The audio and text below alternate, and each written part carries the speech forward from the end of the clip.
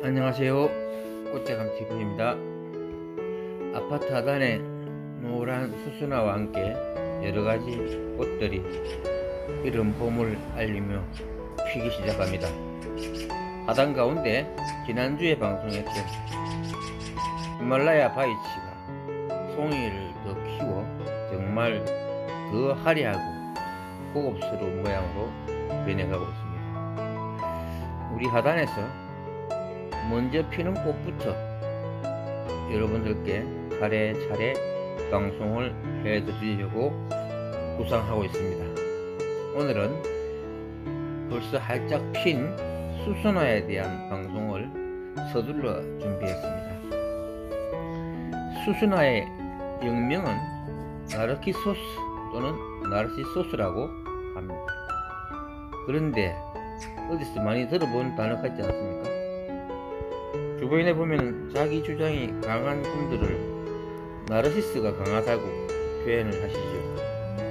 즉 자기애가 강하다는 의미를 준다는 말인데, 그게 바로 수수나의 이름 나르시소스랑 의미가 통한다고 합니다. 그 이유는 그리스 신화에 등장하는 나르키소스라는 굉장히 잘생기고 번칠한 청년이 있었는데, 많은 여성들 사랑도 받고 주변 사람들로부터 사랑을 받았답니다. 그런데 어느 날 나르키소스가 연못가에 나가서 우연하게 물에 비친 본인의 모습을 보게 되었답니다. 그 순간 본인의 잘생긴 모습에 반해 사랑에 빠지게 되었답니다. 하루 종일 그 물에 비친 본인의 얼굴만 쳐다보고 본인의 모습을 더 가까이서 보려고 하다가 결국 연못에 빠져 죽었답니다. 그 자리에 예쁘고 향기 그윽한 꽃이 피었는데 그 꽃을 수수나, 즉 나르키소스라고 불렀다는 그리스 신화에서 나오는 말입니다. 그래서 수수나의 꽃말이 자기의 자존심, 즉 자기를 굉장히 사랑한다는 자기애라고 합니다. 수수나의 원산지는 지중해 연안 동북아시아이며 한국, 중국, 일본, 지중해 등에 자생하며 분포해 있는 열애사의 식물입니다. 수수나는 비늘줄기에 속하는 내한성이 강한 가을 심기 구본으로 이른 봄에 개화합니다. 품종 개량은 주로 영국, 네덜란드에서 많이 이루어졌고 최근에는 미국에서도 유통되고 있다고 합니다. 우리나라에서는 하단용으로 일부 이용되고 있는 방울수수나의 일종인 제주수수나가 많다고 합니다만, 최근에는 수입 개량종이 많이 들어와 다양한 품종들이 유통되고 있습니다. 수수나는 심어 놓으면 비늘줄기로서 해마다 갱신되지 않고 알뿌리의 내부에 인편이 생겨서 점차 비대해집니다. 알뿌리의 외부는 얇은 막으로 묶은 인편이 둘러싸고 있으며 내부는 저장 양분을 가지고 있는 여러 개의 인편이 중첩되어 중심부를 둘러싸고 있습니다. 부근을 심을 때는 부근 위로 2 내지 3cm 정도 묻히게 심습니다. 심을 때 충분히 썩지 않은 퇴비를 사용하면 병해 발생의 원인이 되므로 주의하셔야 합니다.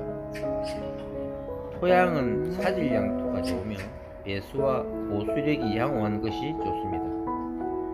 저처럼 하단 노지에 키우는 경우에는 특별히 신경을 안 써도 잘 자라고 잘 핍니다만, 집 베란다 화분에 키울 경우에는 다릅니다.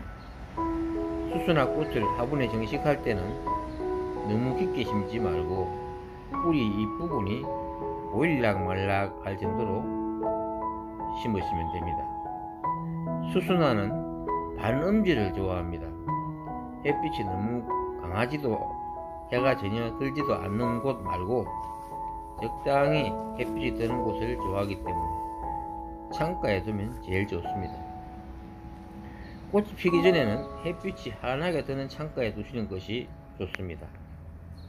그 다음 꽃이 피고 나서는 해가 잘 들지 않는, 해가 들들은 서늘하고 통풍이 잘 드는 곳에 놔두시면 꽃을 훨씬 오래 보실 수가 있습니다.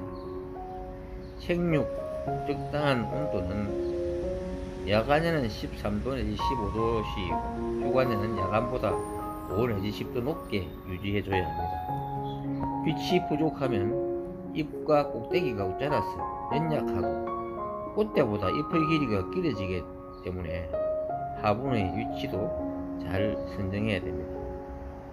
물주기는 정식 후 뿌리가 내리는 초기에는 충분히 관수해야 하나 뿌리가 충분히 내린 후에는 관수량을 줄여서 잎이 웃자라서 쓰러지지 않고 강건하도록 관리하면 됩니다.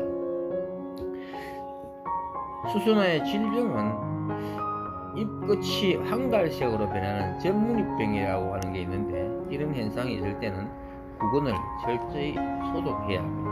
그 외에는 구근에 약간의 독성이 있기 때문에 별다른 병충이 생기지 않습니다. 그래서 키우기 쉬운 편에 속한 꽃입니다. 꽃이 시들고 나면 반드시 꽃대를 잘라줘야 합니다.